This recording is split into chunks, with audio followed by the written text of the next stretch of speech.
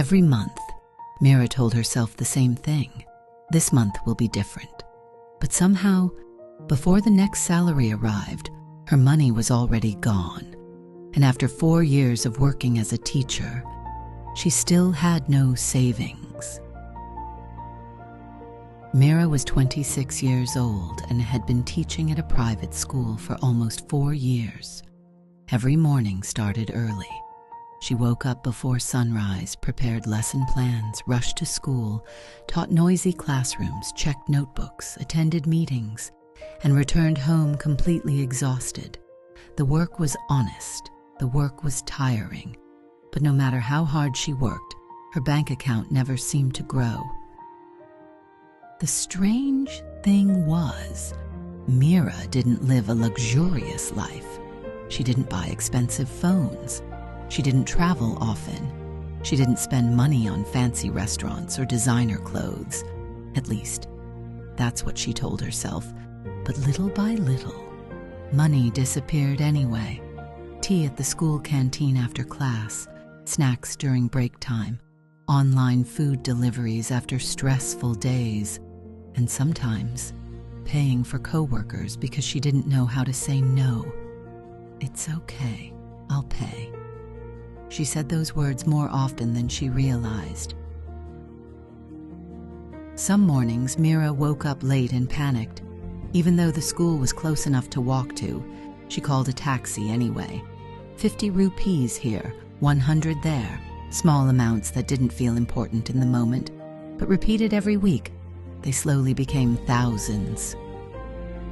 And then there was Coco, her puppy.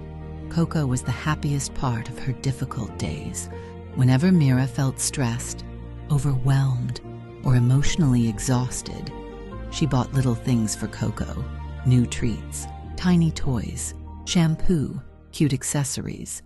And every time she did, she felt better for a little while, almost as if she was rewarding herself for surviving another difficult week.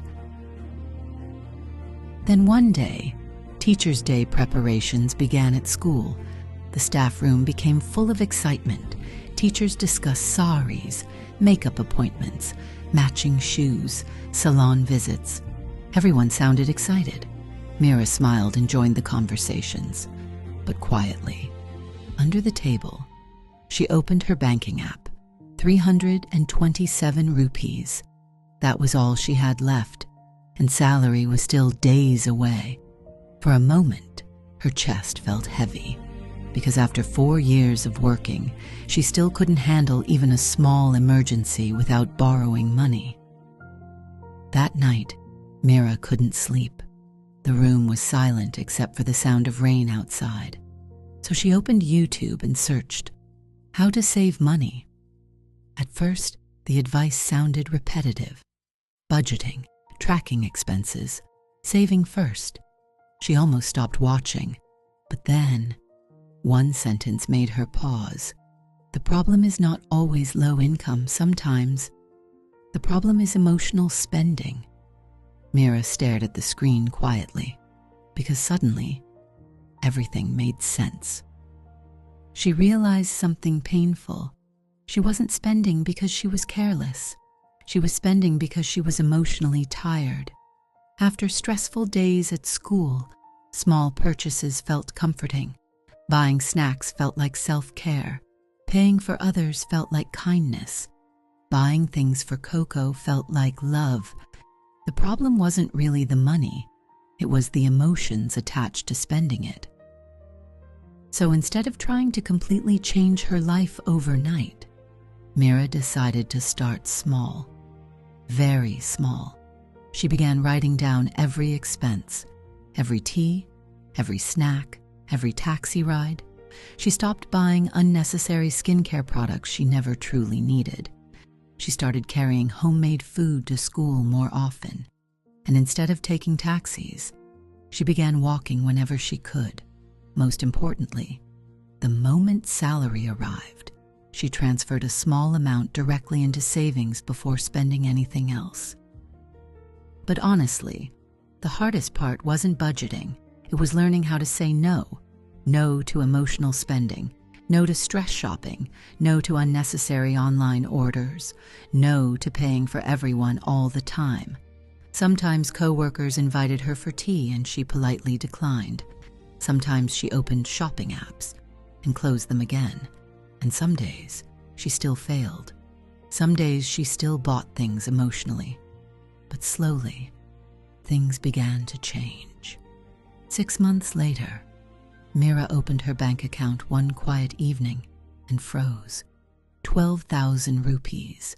For the first time in her adult life, she had real savings, not borrowed money, not money waiting to disappear after a few days. Savings. And strangely, that small amount made her feel more secure than anything expensive ever had. Today, Mira still isn't rich. She still works hard, still gets tired, still has stressful days, but now she understands something important. Financial peace does not always begin when you earn more money. Sometimes it begins the moment you stop using spending as a way to heal emotional exhaustion. And sometimes saving your first 1,000 rupees changes your life more than earning your first lakh ever could. What is one small habit quietly draining your money every month?